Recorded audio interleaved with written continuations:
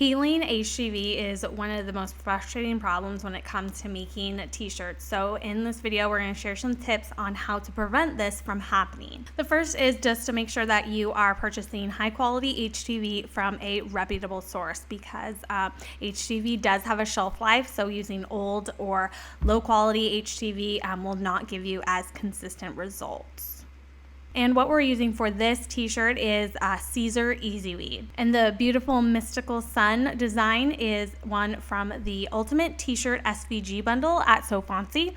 So click the link in the video description to check it out. And then this should go without saying, but I'm gonna say it anyway, always follow the manufacturer instructions for how to press HTV. But if there's one thing that you can do differently to help HTV from peeling off your shirts, is to use a pressing pillow. And then after pressing the HTV onto the shirt, just follow the manufacturer's recommendations for how to launder it, and then you should have better results when it comes to HTV peeling off shirts.